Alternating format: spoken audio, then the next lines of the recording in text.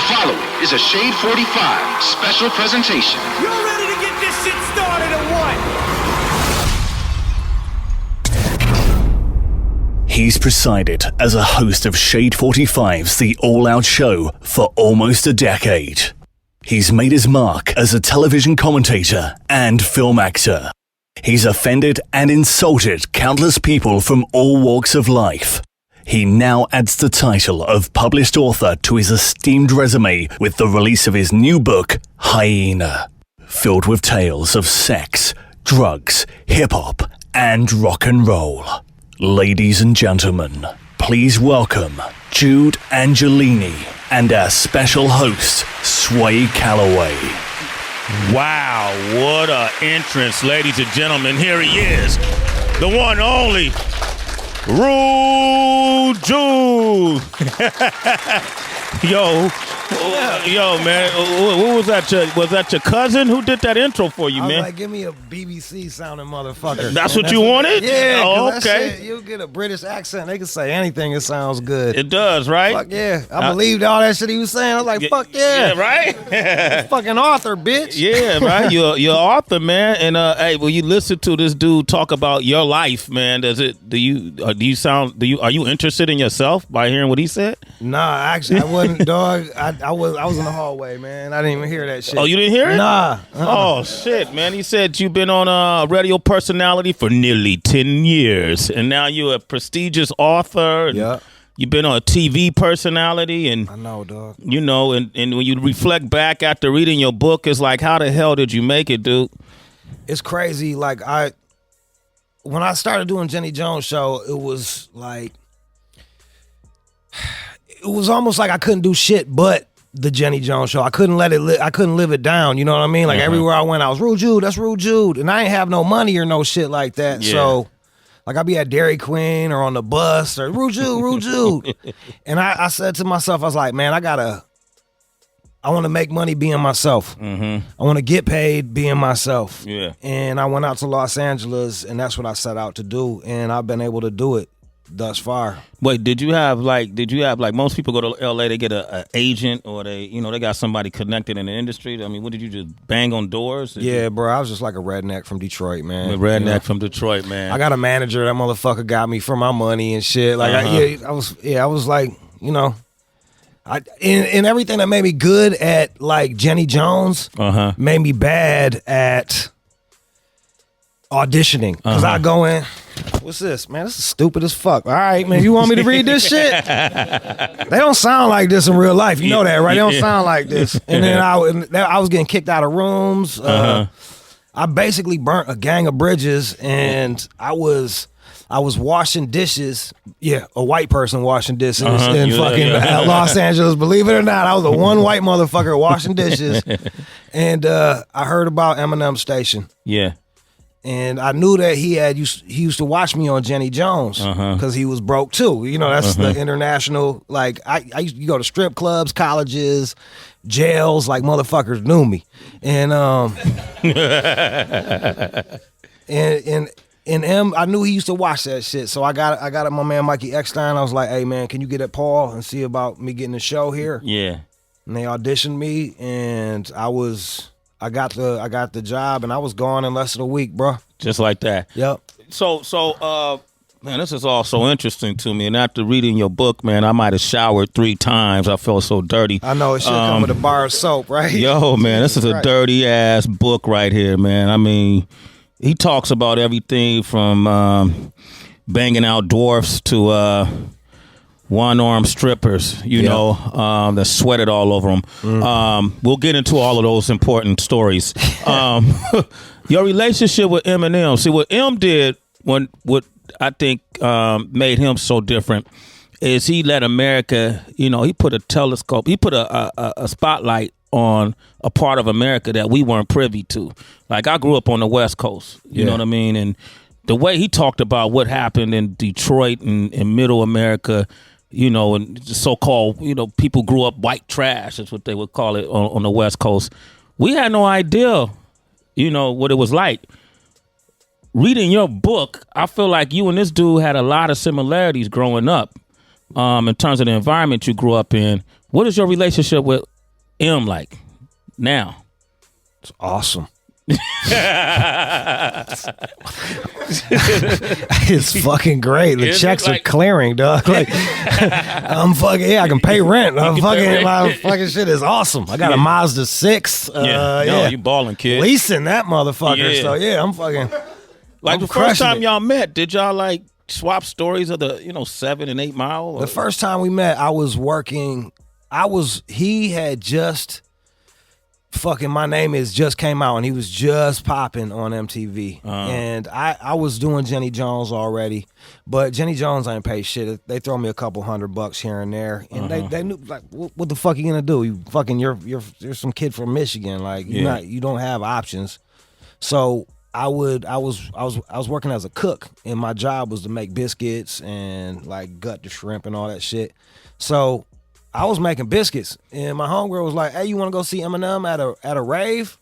So I was like, "Yeah, let's go to a fucking rave." So we didn't even wash up, man. We went to a rave in our kitchen gear, and the dude recognized me at the door. He's like, "Hey, Jude, Jenny Jones, come on up in here." So they slid me in there. Next thing I know, I'm on the stage and I'm introducing Eminem in a fucking chef, like in a fucking line cook outfit. That's crazy. And that's man. how I met him and Proof and all them cats, Royce, everybody. And we didn't hang out at all, but it was like a mutual respect. A mutual, yeah. He used to watch my shit. You know what I mean? When he shouted me out, he shouts me out in a drug ballad, and I was a bathroom attendant when that song came out. So like, man, it's frustrating, man. You out here, you're on television. People know who the fuck you are. And then I got to go give fucking towels to fucking queens. Like, yeah. Gay dudes are mean, dog. Yeah, what do you mean gay dudes are mean? What does that mean? This? What is this soap? This is going to dry out my skin. Ugh, this is poor people gum. What is this gum? Big Red. Where's my denting ice? I'm like, damn, dog. Like my soap game was dope by the time it was over. Yeah, you knew. I had fucking Fi. I had some shit called Fi. You get you the Fi, and I sell them cigarettes, and I rent out the stalls from the do coke in them bitches. Be like $5-10 a piece. Yeah. And that was. It's frustrating though. And then you go on TV and you clown on motherfuckers, and you the shit over here. Yeah. And you're literally in the shit over here. Yeah. And so when he shouted me out in Drug Ballad, man, it just meant so much to me, man. Like, I was down on my luck, dog. Just single dad, stuck in Michigan. And I was like, man, I can get it, man. I can get it. Yeah. And so here you are today, man. That's pretty big deal right now, man. That's pretty good, man. Yeah, man. I've been telling cats too. It's just like we got a lot of cats, like white people that'll call up and they're apologizing. Oh, I'm white, man. I'm just sorry. It's like, why are you fucking apologizing for like what vagina you came out of, man? Yeah. Like you can't help what the fuck you are. Like own that shit. Yeah. And like I think that's what made me be able to be successful in this venue, in this realm, is just being able to own what the fuck I am. Like I like what I like. I've been eating ass. You know what I mean? Like I'm fucking white, dog. That's what the fuck we do, man. We eat buttholes. Son. Nah, but there's a chapter.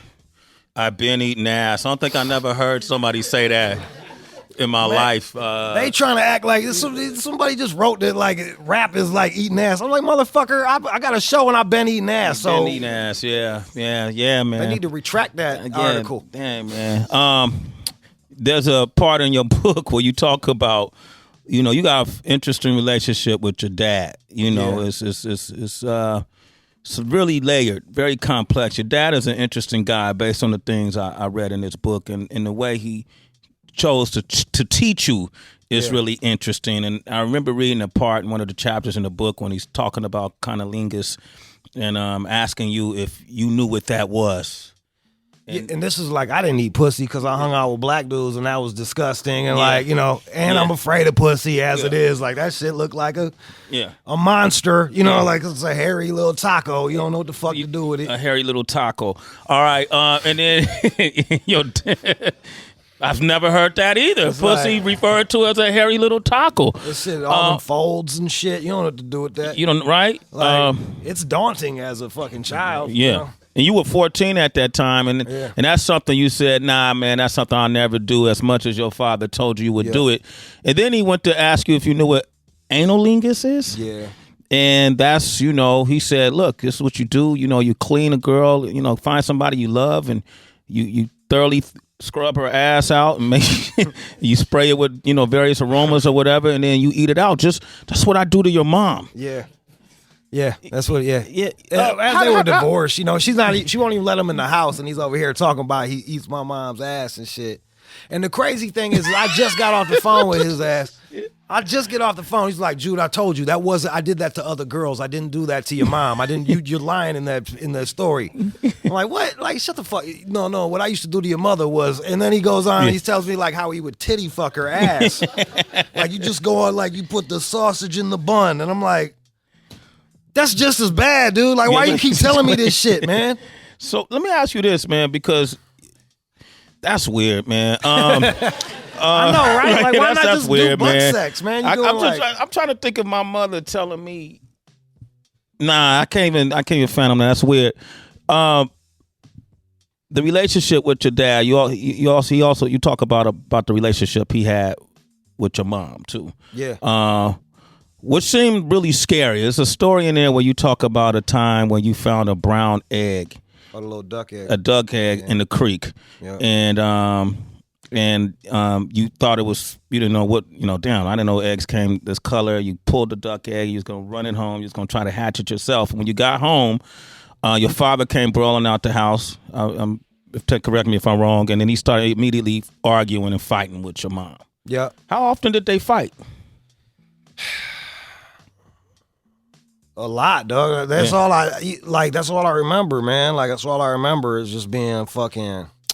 It's crazy when you don't feel safe in your own crib. You know what I mean? Like it creates a certain type of insecurity. You know. He would fuck her up, man. Like I remember, like she was like trying to get away from him, and he would just keep tripping her. And she'd fall down and she'd get up and he'd trip her again, all through the complex, and shit like that. I mean, look, it hurts me, It's like, fuck, dog. That's my mom, and it's my dad. I love that motherfucker. And it's like, I think that's why, like, I don't know, man. I have this weird. I'm not all anti, like I wasn't jumping down fucking Ray Rice's throat or any of that, like, cause I'm like, yo, I lived around that shit, and it's way more. It's gray. There's all these gray areas. We don't know what's going on. I don't know where I'm going with this. No, man. I was gonna say, well, when you hear these stories about Ray Rice and others who lay their hands on the going through domestic violence, you kind of live through that, And I'm like, yo, dude, just because he caught her doesn't mean that's domestic violence. You know what I mean? Like that could like. I felt like the shit I was going through, like, that's fucking, like, when your fucking old man is terrorized, it wasn't like he just backed back and accidentally, It's not like my mom couldn't take a punch, It's just like... Like your mom could take a punch. It was just, that was him. What the fuck? That's what you, but see, that's what you have to do to be able to deal with the reality that you... You gotta rationalize it like that. Yeah, right? dog, like, or else what? I hate my dad? Did you ever ask your mom why she wouldn't leave? Because you talk about that, like your mom wouldn't leave him for the longest time. She just, man, dog, like, there's something that everybody plays their part in a relationship, man. And the victim is there for a reason. Like, they choose to be there too. So, and I'm sure, like, my old man didn't want to be that fucking monster. He's no longer that monster. This was 30 years ago. He's changed since then. But she was there for a reason. She was there because she had to be. The door's right fucking there, dog. You could have left. Yeah. But she didn't. Yeah. So, you see people in these relationships, and it's you make one person out to be the villain. It's like, yo, there's two people here, man. Yeah. And maybe there's a need being met that I can't wrap my head around. Yes. But that's why my mom stuck around. I don't know. But I'm glad that she left, dog. Yeah, at the end of the day, right? That motherfucker, yeah, he's fucking nut. Yo, and he's just crazy, dude. Like, I love him, but and that's coming from Rude Jude. Yeah. I mean, he made me, but that motherfucker is crazy. Nuts. Yeah. Hey, man, you talk a lot about your relationships, man. You did a lot of fucking as a kid, man. You know what? I didn't until I was like 17, and then it was crazy. Then it went crazy. And, there's stories in this book, Hyena, first of all, which is available now. So if you tuned into this or anybody in the studio, you can actually purchase this book written by Rude Jude. He put it out himself initially and then partnered up with some folks. Now it's out. Support him, man. I mean, it's one of the most honest books you're ever going to read. And I mean, look, dude, look at some of the notes I took. It's a bunch of notes I took from different chapters, but I'm not even going to look at it because I could just tell it to you. But you and your friends, man, y'all kind of had the type of childhood that every boy dreamt of, man. You guys was running trains on chicks and, getting head by your homegirls.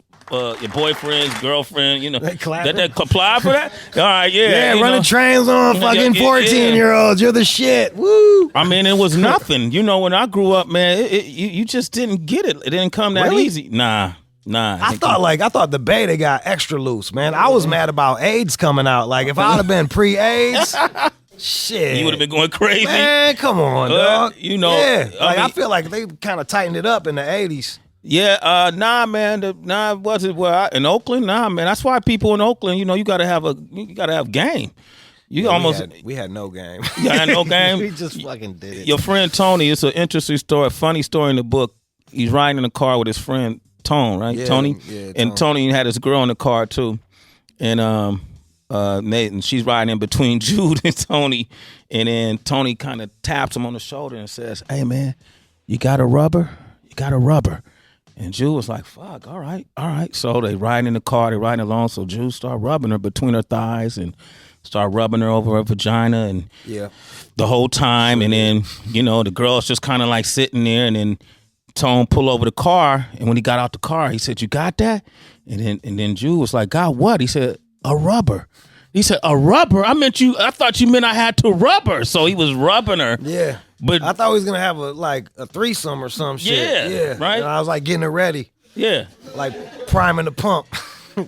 Did he get mad at you? Nah, he was cool about it. We was always doing that shit. Like, that was it was weird, man. We came from this place where, like, we didn't like ourselves that much. Yeah. You know what I mean? Like, if I don't like me that much, well, what am I gonna do to you? You know, like, how am I gonna treat you if I don't really like myself that much? Or, there wasn't like, like, my dad was nuts, but he was the only one around that motherfucker. Like, no one else had fucking dads. Yeah. So this is what it produces at times. It produces this type of fucking, the name of that chapter is Animal Kingdom, because we are fucking wild as shit. Like, we just wanted to feel good. We wanted that nut. We wanted to be able to brag that we got that nut. We wanted to be able to brag on our shoes that nut fucking represented. Yeah, she got me some Periellas, dog. What? Say something. Yeah. Like from Marshalls. You know what I mean? Yeah. Like, dog, our bar was so low, you know? Yeah. And if you didn't do it like that, you were like a lame or a bitch or fucking, handcuffing your girl. You was a fucking lame for that shit. Yeah. And it's hard to shake that. Like, it's hard to shake that mentality, but I did over the years. But there's still something in me that's just like, disgusting. You know? When did drugs come into your life? What made that? What was that about? Was that just relief? Was that fantasy? Or you know what? I didn't start doing drugs till I got this fucking job here, man. Oh, really? A Sirius XM? Yeah, that's right. Is that what I'm to look forward to? Yeah. Yeah, that's right. Hey. I didn't start doing drugs till I got here, because I had it in my, like, everybody thought I was going to be a loser, man. Yeah. Everybody, like, and I was mad about that shit. I use that anger to drive me. I just want to prove them wrong. So I was pretty fucking sober. I do mushrooms or pop a Vicodin every now and again, but I was straight edge. I was smashing bras, but that was the only thing I do. I just run around whoring it up. And when I got this job here, I was like, oh, I've made it. Yeah. I can relax. And then, buddy, it was a wrap, dog. Like, I just really like drugs. Like, I fucking really enjoy drugs. To this day, unapologetically, I think they're fucking awesome. Like, they're awesome. To this day, what is your drug of choice now? Well, I gotta, I've been on that date rape shit lately, man. The GHB shit, man. Okay. Because the ketamine was making me retarded, and then the Vicodin, I kept fighting with Sears' ass, so I'd be coming down off of that Vicodin, grumpy as hell, and Sears say some shit, and then we be fighting with each other, and I was like, man, we not. Sear and I ain't changing, so I got to subtract this Vicodin out the goddamn situation, which sucks because I really like Vicodin, but like I hate fighting. So, and then the ketamine, that shit just stopped working. Like, you did a lot of ketamine, right? Yeah, it's like it's basically like PCP light. It's like PCP for Caucasians and homosexuals or something like that. All right, PCP for Caucasians and homosexuals. It's like diet PCP. Did I see a connection in Caucasians and homosexuals? No, everyone's gay. Out of every gamut, all of them. Okay. You can always throw a rock, you'll hit a gay person. Okay, all right, okay. Yo, man, this is Rude Jude, ladies and gentlemen. What applause at now? Bro, working at that fucking gay bar, man. Dog, you would see motherfuckers that like had wives, man. Had wives, or they had this other, they be washing their hands. Oh, we do this at hockey. I'm like, hockey? I thought you was into ballet or some shit like that. Yeah. It twisted, it changed my whole perception of that world. I was like, oh, these motherfuckers, everybody's like that. That everybody's what? Gay, man. There's a fucking gayness all over the place.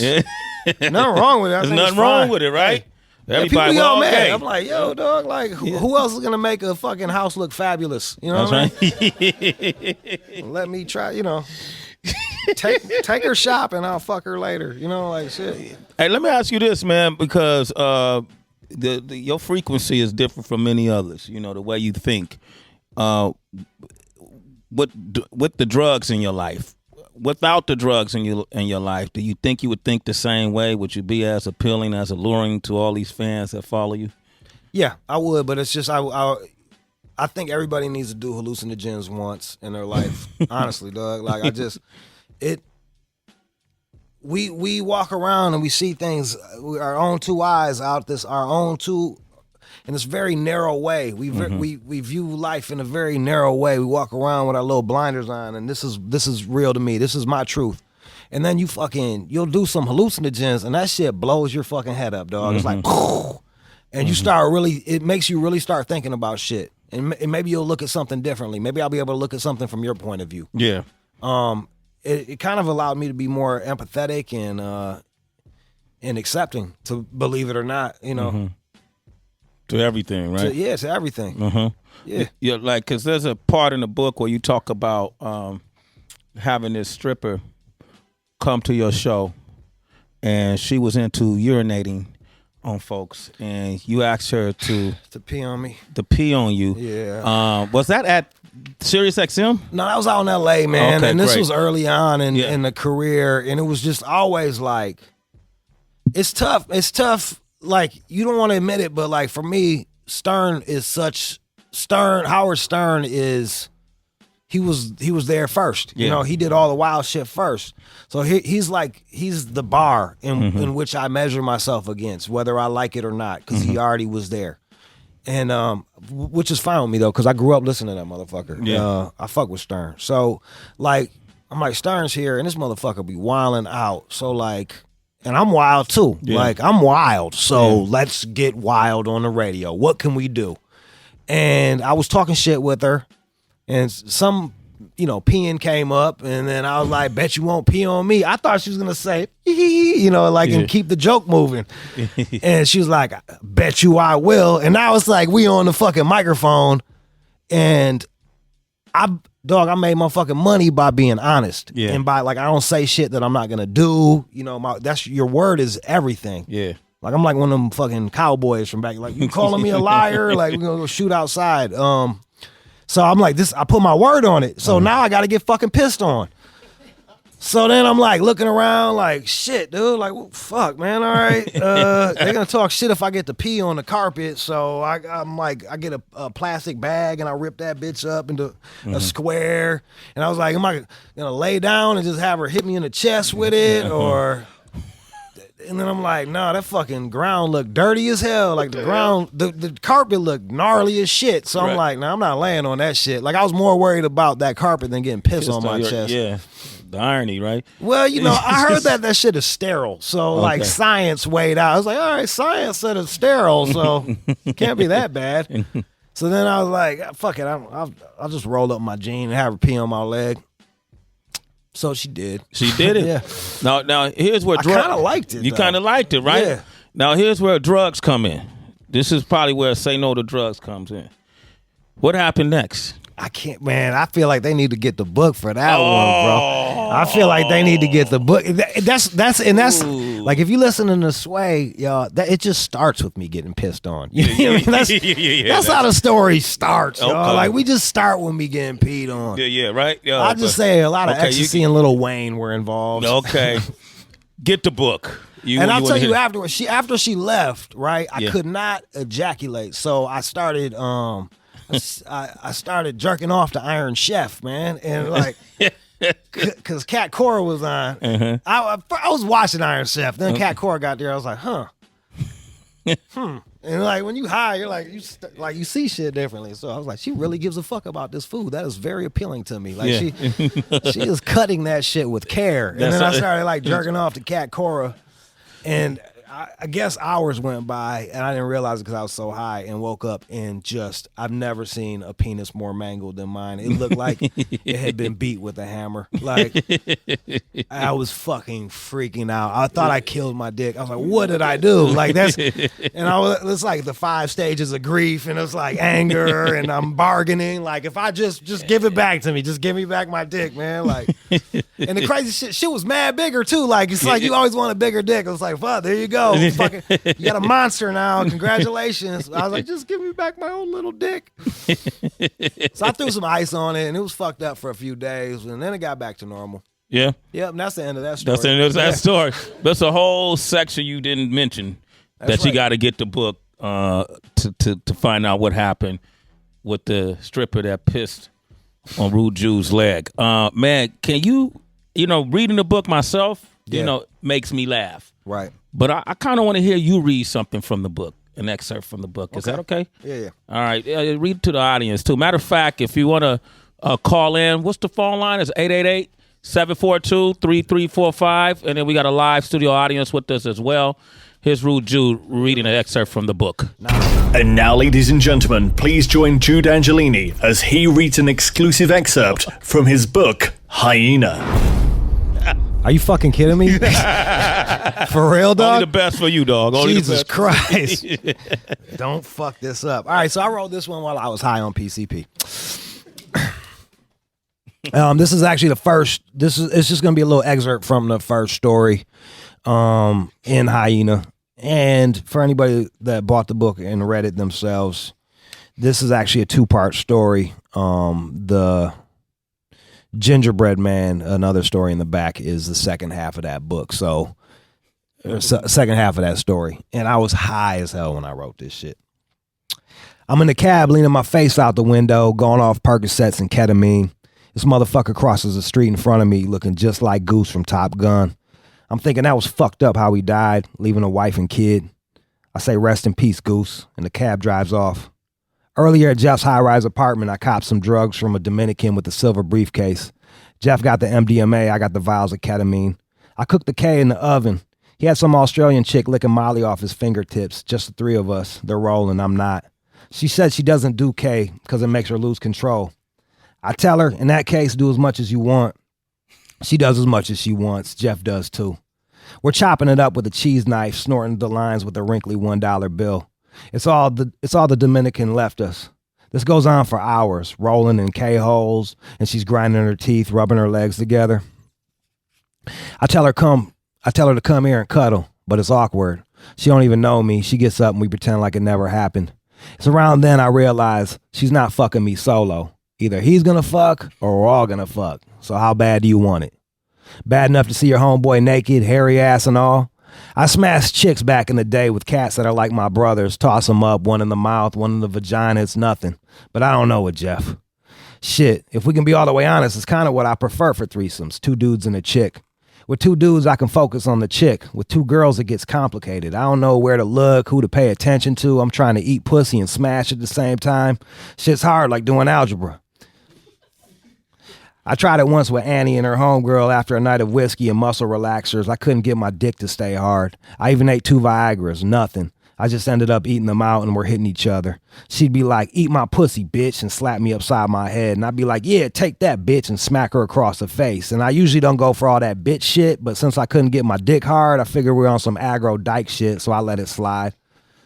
When they came, they excused themselves and went home with no eye contact, and I'm standing there butt naked, limp dick, thinking about how we just murdered my roommate's new couch.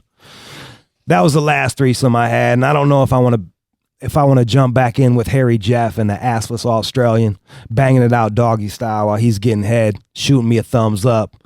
I feel like he'd wink at me mid-stroke like, yeah, we're fucking killing this, bro. And I wouldn't know where to look. So I'd look down at his nipples and a piece of me would die inside. So I bail and Jeff fucks. I'm in the cab thinking about Goose. We would have had to been best friends like Maverick and Goose to run a busto on that chick. Or she would have had to look like Nicole Kidman to get me to double up with them. But she's not that cute and we're not that close, and that's okay.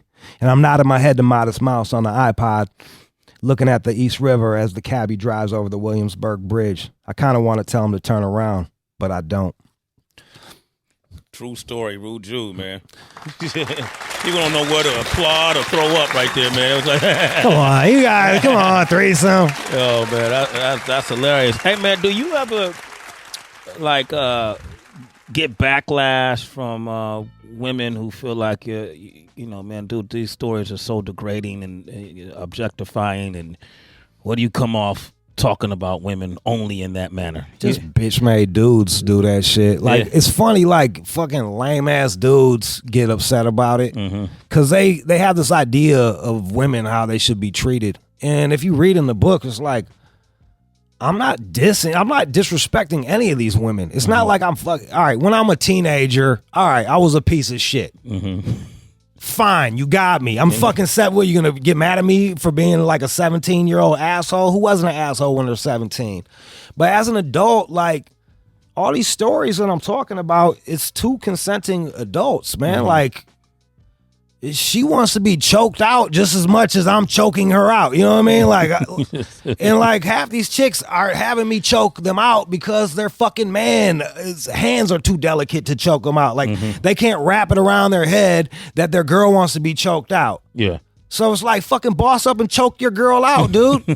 She's asking for it. So you had women just ask you, I want you to choke me out. Dog, it's like, the thing is, I'm so open and nothing disgusts me. So like, women feel free to be able to be like, hey, this is what I like. And I'm not judging them because I'm fucking gross. You know what I mean? Like, I don't think, like, people are allowed to like what they like, you know? And if that little choke out shit can make you bust a nut easier, it's like a cheat code in Nintendo, dog. Like, fuck, please. Up, down, left, right, BA, select, start, 40 dudes, let's run it. Like, come on. Like, I'm all for that shit. Let me ask you this. You single right now? Surprisingly, yes. Yes, okay. What a surprise. Can't believe it. There's a name that reoccurs in the book, I think. Is it Julie? Yeah, that was the last serious girlfriend I had, man. And, you know, I was working here. I sacrificed so much, man, for my career. I was an awful father to my child. I talk about that a bit in there. I moved away from my family, uprooted my life, and really sacrificed for just to make it. And I finally got on Sirius, and I'm finally doing well. And Julie was like, she was the love of my life, and she symbolized to me like, okay, man, it was all worth it. You know, like you can build anew. You can get closer with your daughter. You can start from here. And I just wasn't a man yet. I didn't know how to have a girlfriend. I didn't know how to be intimate. I would do things that that would stop the intimacy. I would pick her apart. I would start arguments. I was kind of a dickhead. And, you know, she had, everybody plays their part, but I was just looking at my part. And so losing her, it just rocked me because it's like, man, dog, what'd you do all this for? Yeah. You know what I mean? Look at your bank account. You ain't rich. Like, if you lose this job, you ain't got shit. You ain't got no fucking girl. You barely know your goddamn daughter. Mm-hmm. I mean, I know her, but like, I didn't raise her. Mm-hmm. And I think everything hung on that relationship, man. And that's why it just rocked me so hard. And it took me years to get over it, man. Yeah. Like, in writing the book, I wasn't done being over her. And I would be like telling my homeboy, yeah, man, I'm good, man. Pfft, it's nothing, bro. Let's go get these hoes. And we get them and run them and do all this shit. But like, you know, I see a girl that looked like her walking down the street and my fucking heart would drop, you know? Like, people front like they're good, but man, sometimes it's just It ain't all good, right? yeah. And you got to do that to be able to fucking get by every goddamn day. What if what if every day I got on the air talking about how I really felt? Like, yeah, what's up, man? So I fucking woke up, I was fucked up, y'all, and fucking Hey, man, you should do that. Julie again. Like, I had 3 fucking listeners, man. They were like, shut the fuck up, bitch. Did you improve your relationship with your daughter? Yeah, man. She just called me up drunk the other day, man. How old is your daughter? 18. Damn, she already drunk? Man, she just got into college, man. Okay, so she like drunk, that comes with the territory. You know, you're away from the fucking family, and she called me up drunk. I wonder if I'm dry snitching on her ass right now. Yeah, it's too late, bro. Yep. It's live. I know, right? You already Can't did it. take that back. Yeah, but how did you? What steps did you take? Like, how did you? I just told her, look, man, I was always there. I just wasn't there enough. Yeah. And out of all of her, out of all the baby daddies, I was probably the best one. So like that, like on the bell curve, I was doing okay. Like I was doing all right. Not as good as I would like to be, but you know, it's weird, man. Part of me is glad that I didn't raise her because she got a middle class upbringing that I never would have been able to give her. And I never had either. So it's weird to see this daughter of mine that is like, you know, she was raised by her grandparents and like, you know, they're doing well. And like it's weird to see her coming from with a different point of view, different life experiences. And I probably would have been a total fuck up. And I was asking my grandma why they didn't help me because no one helped me when I was trying to raise her. And she was like, I didn't want you raising her. You didn't know what the fuck you were doing. I was like, touche, grandma. Too fucking shade. You got me. All right. I wish you'd have told me that so I couldn't feel bad for fucking 20 years, but all right, yeah, thanks. One of my biggest fears, I got a 16-year-old daughter, is that she don't bump into a guy quite like who thinks or who would do some of the things I'm capable or I was capable of at that age. And judging from these stories in these books, you know, the things you were capable of and things you did at the age, do you pray every day that she don't bump into a rude Jude? I think she likes herself too much to deal with me. Yeah. Or deal with a guy like me. You know what I mean? Or a guy like how I was, because I'm not a bad dude now, honestly. Like I'm like, you can go do talk to the girls I've dated, like, aside from a couple, aside from a few, like I'm getting some decent Yelp reviews. You know what I mean? Like I'm not a piece of shit. Yeah. So okay, I'm like 3.5-star Yelp 3 review. You know what I mean? Like out of 10. No, out of 5. 3.5 stars. Like, I'm a C. All right, That's you're a not C. bad for my ass. You know, considering. That's good. That's average. Yeah. I'm satisfactory. Yeah, and you know what? It's funny you say that because having a daughter made me change the way I approach women. Yeah, because I didn't want to lie to girls anymore because I didn't want anybody to lie to my daughter. And exactly. So if I'm not lying, there's one less liar out there. Yeah, and maybe karma doesn't work that way. Maybe it's not as you do this so that will happen. But it just made me feel better. And honestly, honesty works better than fucking anything I've seen. Yeah. Fuck yeah, just tell a girl, hey, what's up, da-da-da. You know, and there's nice ways to put it. Like, I'm not looking for nothing serious. We should just hang out and have a nice time. Like, they want to have sex as much as we want to have sex. That's true, women? It or not. That's true? You can say we're live on the air. You can make a noise. They're nodding. They can hear them nod. Like, yes, yeah. yes, it is. I concur. All right, this is what I want to do, man. We got a studio audience. We got a lot of people on the lines right now. So I want to allow you guys who came up here to Sirius XM to hear about this book, Hyena, available in stores now. You can go online and get it. Support Jude. If you have any questions, anybody has any questions? Go ahead, man. Go up and get on the mic. Say who you are, where you're from, and you know. Hey, thanks for coming out, y'all. For real, it really means a lot to me. I'm Tyler from Long Island. What's up, Tyler? What's going on? Which story did you enjoy writing the most? Which story did I enjoy writing the most? Shit.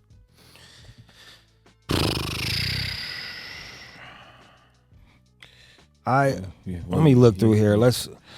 I really like I like different ones for different reasons. Animal Planet, going back to that, it was a cathartic experience, man, because sometimes when you're writing things, you don't realize, you don't know where your head is at until you put it down on paper. And I wrote a sentence like saying that we didn't like ourselves that much. And then right after that, I asked my homeboy, I was like, why you let these chicks dog you? And he was like, cause I don't think I can get anything better. And then I wrote, I get it. And as I was writing it, I fucking teared up because I was like, man, I do get it. Like, we didn't like ourselves that much, man. And like, it's stuff like that you carry around with yourself. And if you don't take a look in the mirror every now and again, you'll carry this baggage that you don't even realize that you have. So that one, and then for fun, like, I like The Predator, where I'm talking about fucking chicks on designer hallucinogens and like having my head explode. You know, that shit pretty fun. That one when you were in Poland, that was a crazy story. Oh yeah, the Poland story. Yeah, that was that one where I'm discussing like the merits of hitting women. What the fuck? Well, cuz, man. Now make them buy the book for that story. Make them buy the book for that story, man. My sister's acting like it's like women do shit that like like me and you it is acceptable to punch us in the face. So therefore, with that belief system that we operate under, there's certain shit that me and you just aren't gonna do. Yeah. Now women, you can't punch them in the face, so then they do this crazy shit that might get them punched in the fucking face. And my sister was doing like wild shit in Poland, and I'm looking at her like, are you fucking crazy? Like, I'm gonna get punched in the face off of this stuff, man. Mm-hmm. Yeah, so so you was mad at her because you were gonna get punched in the face. Yeah, off the shit she's doing. You know what I mean? Because like, because if something's gonna happen, that's my sister. We wanna fucking fight, dog. Yeah. And I'm not a good fighter, so I'm gonna get fucked up then. Like, I'm about to get fucked up because of your ass. Thank you, Rachel. All right. Gotta read the book. Who else has to? Any of the women in here have a question? Please. Don't be shy, girl. Yeah, you got some beautiful fans here, Jude. Hey. Oh, thank you. Thank you. Such an honor to be here with both of you and everybody, of course. But I was wondering about your writing process. You talked about being high for some of the stories and whatnot, but what was it like to get everything you've been through onto paper? The book was written from, I talk about my teenage years, and then I wrote it as it was happening. So everything that was recent, I was writing about it the next day or a couple of days later. So sometimes sometimes I would still be high from the night before, and I would be in that feeling. And that's sometimes that gave this real immediate feel. And when you read it, you feel like you're right there, because I'm literally right there. Like, I'm literally still fucked up typing away. I've never written anything. You know, this was the first time I wrote anything. So I don't know what the proper writing process is. For people out there that's writing, I would say just write. Just don't edit yourself as you go. Write as much as you can, and then go back and chop it up with a knife, man. And that was one thing with the editing the editing process was interesting, because I went through it with a woman, and it was really good to have a woman's eyes on there, because it's such a male point of view. And she'd be like, you sound like a fucking dick right here. Do you want to sound like a dick? And I'm like, really? I sound like a dick? Well, I didn't mean to, so I would adjust it. Or she's like, you sound like a fucking piece of shit. I was like, I know I am, and I'm gonna keep it there. So like it was really nice having Andrea Grano. She's an old friend of mine, and neither one of us are like writers or even in the profession. And maybe that's why like this book is doing so well. It's not a writery book. You know, it's not like I didn't go to college. I was in fucking retard English with helmets. Like, it was me and dudes with helmets in that bitch. Wow. Yeah. You know what I'm saying? Like, this is... No, I don't know what you're saying, Jude. You know that class with the helmets? I was in that motherfucker Put me too. in that statement, that man. little fur Kango with the fucking helmets. And yeah. So what was I talking about? You're talking about your writing process. Oh, yeah. So anyway. Don't edit yourself. Don't edit yourself. Edit it afterwards. Be as honest as you fucking can. And get to the goddamn point. Like, fuck flowery words. What happened? What happened? That's what people want to know. What happened? And I just try to keep my shit real punchy. And I wanted the book. I wanted you to grab the book. It'd be unassuming. You open it up, and then you just get the shit beat out of you for fucking 220 pages. Just bam, bam, bam. I didn't want to waste a sentence. And I think I was pretty successful. Nah, it's like that. Yeah. It's definitely like that. And then before you know it, okay, let me start this next chapter. And I'll put it down after the next. Nah, then you start the next chapter. That's how, man, like, I was reading Lord of the Rings because I'm into medieval fantasy. And by, like, the third book, I'm like, God damn, man, quit describing trees, bro. Like, I know what the fucking trees look like. What the fuck happened? So I quit reading that shit, and I was just like, I don't want to be describing trees in my shit. Like, you're gonna be fucking right there. Yeah, it's definitely right there. Especially your description of the one-armed stripper. Oh, going to that club in Flint. Yeah, with the Ahab. Ahab. It was just like chasing. The whole book is like the similar thing. It's like you're chasing that thrill. You might have a little hole in your heart, and you're just trying to fill it, and you do all this weird shit to fill it. And Flint is an interesting city. It's like, I didn't go up to Flint too much growing up. You know, we would drive into Pontiac would go over to Detroit most of the time because that's the major city. And when my cousin, shout out to Danny, he took me around Flint one time, and I was like, wow, this place fucking is awful. Like, I describe it in the book, like, it looks like they build like a little shanty town and then just shoot missiles at that bitch and then just move people in, and they sell dope on that corner. And like, I remember we were driving through there in the fucking, it was snowing out, and it was like a burnt down building that had been burnt down forever, and all the furniture was strewn out on the lawn, and children were sledding off of a couch. And I was like, God damn, this shit, like, yo, this is the main strip, dog. Like, if no one like bothered to get the fucking couch, like, they don't give a fuck. So the people are like that, and the people up there are like salt of the earth. And I used to go to LLTs and $5 lap dances and buddy. Yeah, I'm telling you, just the chicks all had knife wounds.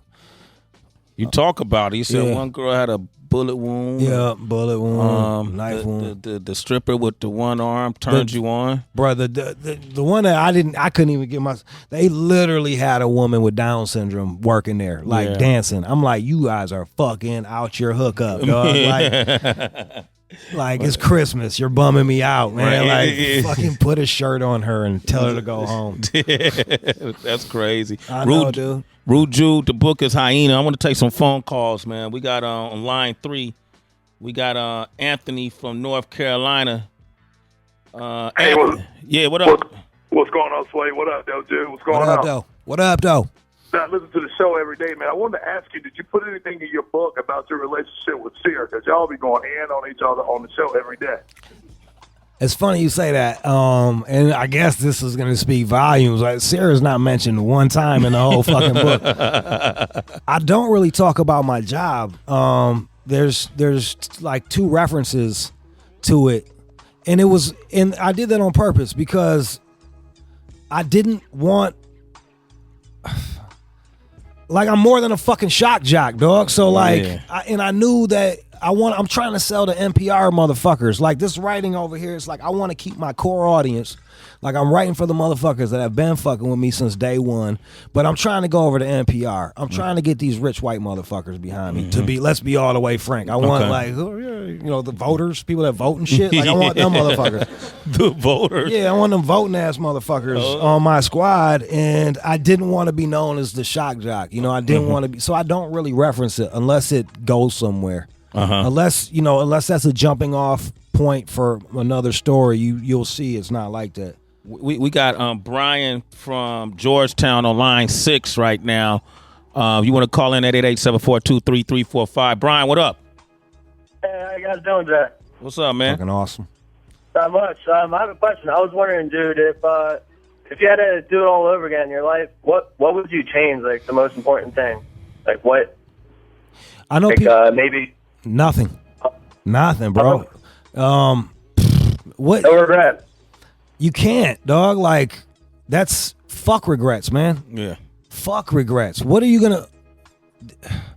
You know, I've done things that have really destroyed me, like fucked me up, but like regrets don't make sense, dude. Like what the you can't go like, yo, get me the fucking DeLorean with the flux capacitor and then I'll have all the regrets in the world. Yeah. But you can't go back in time. So why the fuck are you going to sweat that shit? Yeah.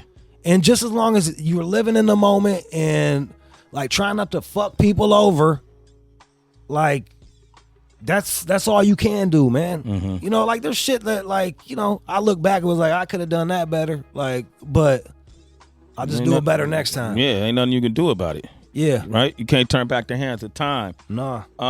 Man, we got Jay on the line from Cali on line 4. Big J, what up? Hey, there go Lord Sid. Can we bring him in here? Or you don't want to mix the two? No. He's going to fuck up the No. money? No. All right. The one he writes a book, he can come in. Yeah. See it, write the book, man. All right, Jay, what up? What up, Mr. Calloway, Judah McDuder? How y'all doing? Well, how you doing, Jay? Jeez. I'm good, man. Hey, I just want to say a little inspirational moment I had with Mr. Jude there. You know, growing up in America, growing up in California, we got white boys that are trying to be urbanized. We got black cats that are trying to be college kids.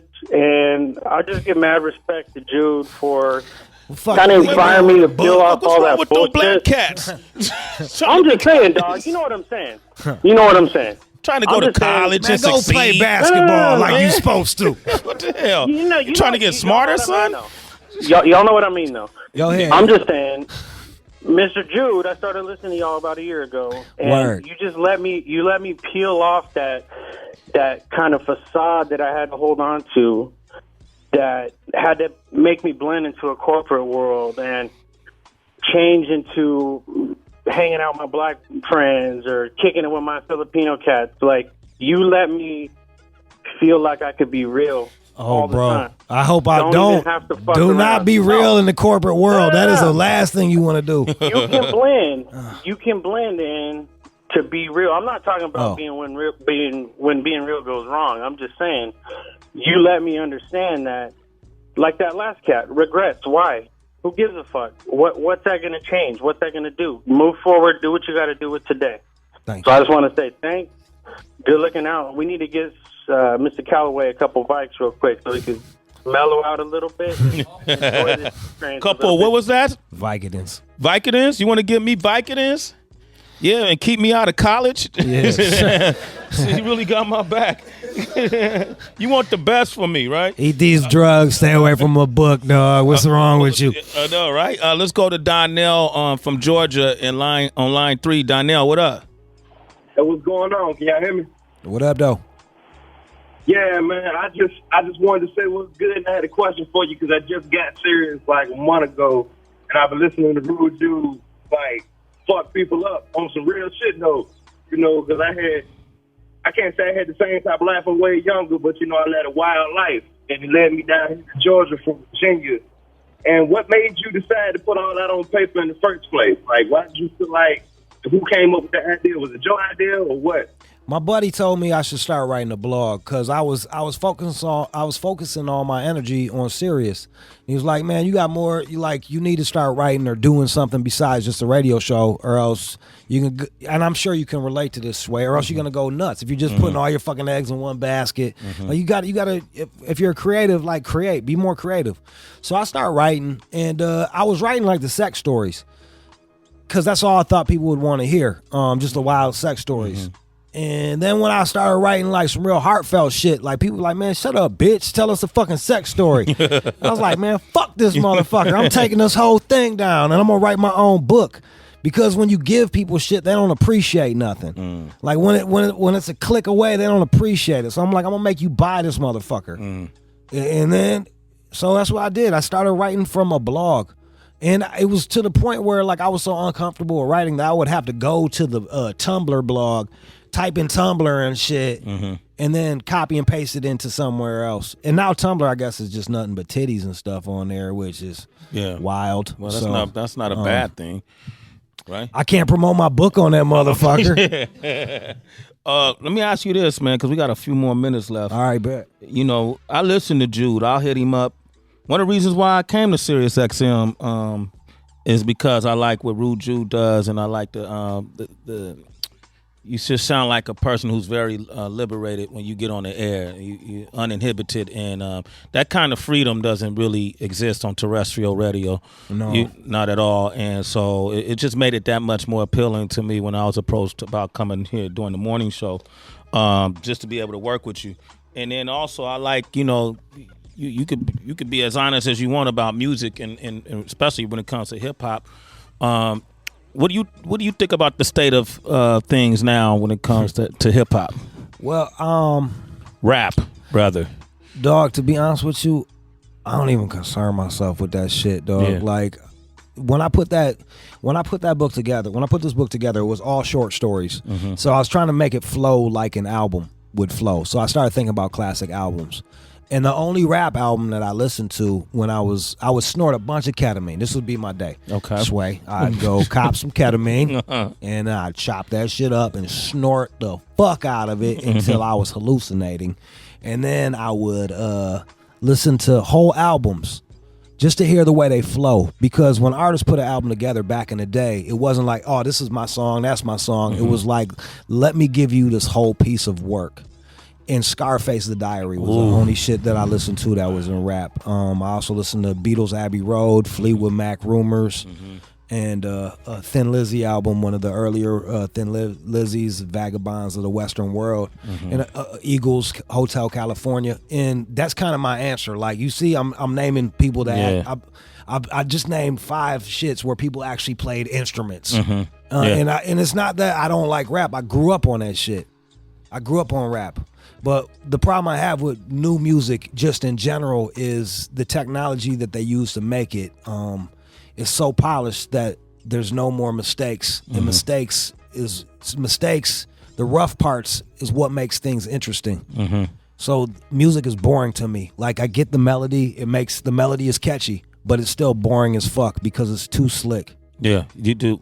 So there's not one rapper you listening to now? Other than Eminem, of course. I like my Detroit cats, you know what I mean? I like Doughboys Cash Out. I like East Side, Team East Side. I like Boldy James. Like this little Dej Loaf song that's out of Detroit. And, you know, it's like, and part of that is because it reminds me of home and I'm far away from home. You know, but like, I don't really fuck with a bunch of new shit. And I'm sure there's some new song that I like that I don't remember right now, but I don't know, dude. I'm old, man. I'm fucking old. Like, I'm way into people like knowing how to play an instrument all of a sudden. I'm like, they fucking practice for fucking 300 hours to get good at that shit. Like, that wasn't like some dipshit that showed up in his bedroom and scribbled something out and busted over someone else's beat. Like, there ain't no dedication. You don't need dedication to be a rapper no more. So that it just lowers the fucking bar and it makes it easier for people to enter. Now, that's good for like some people to be creative, but it's hard for me to fucking pick through the bullshit. So I just gave up and I'm going back. All right, and then finally, man, Lord Sear was standing outside. Let's That's get our him, final question. Do you even like Lord Sear? I love Lord Sear like a brother, man. Me and him are like an old married couple, man. We've been together for fucking 10 years, man. We sit around and shit.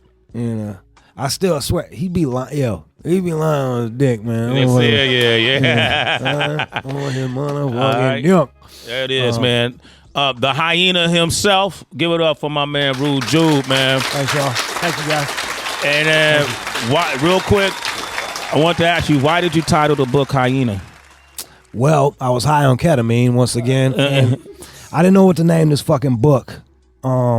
It's really hard to put a name on something. And I relate to hyenas because people fucking hate them. Like I think they're some of the most misunderstood animals. They call them scavengers, but they're actually better hunters than lions. They have a better kill rate, and they're smaller, and they're smart, and they got to grind. And I feel like us, the common man, and I still relate to that. Like even though I got a job, I feel like the common man, we the hyenas out here, man. Like y'all ain't lions. Like fucking the 1% are lions. You know, they born rich, born big, king of the jungle. We not kings of the jungle. We just out here trying to get it. So I related to that, and then also like what the way the humor in the book is. Like you're laughing, but it's fucked up. The same way them hyenas be laughing, but they're eating someone's guts while it's happening. And like they're eating their fucking organs, like hyena. And it hit me. I was like, hyena, motherfucker. That's the name of this book. I remember being in my bed and like fucking listening to some classic rock, and I'm just like yelling, hyena. That's what the fuck it is. And my sister's like, what? I was like, the book. It's hyena. She's like, all right, man, you're high. I was like, hyena. Fucking A. Fucking A, hyena. Give it up for Rude Jude, man. And stay tuned. Lord Sid, Rude Jude about to jump on the mic momentarily. Like, what time y'all coming on? About motherfucking 1 hour. 1 hour. They gonna be back on, man. Make sure you stay tuned soon. Sway, I mean, you've been showering me with compliments. It's awesome to have you here on Shade 45. Thank you, bro. You're just one of the best interviewers out, and you give us this credibility and just ground the station. Like I love that you're the face of the station, dog. Honestly, for real. My man, Rude Jude, man. I love when we get together, man. Yeah. All right. And congratulations on everything. Continued success. Yeah. All right. All right. Thank you. And then next dog. time we're gonna flip the tide. I'll write a book. All right. Dog. Hey man, we need to just be sitting down chopping it up about whatever every like couple months anyway, man. We should do that, man. Maybe I'll try one of those what do you hallucinogenics? Oh Lord. Which one would you suggest? Start with mushrooms. Okay, all right, we'll start with that. All right.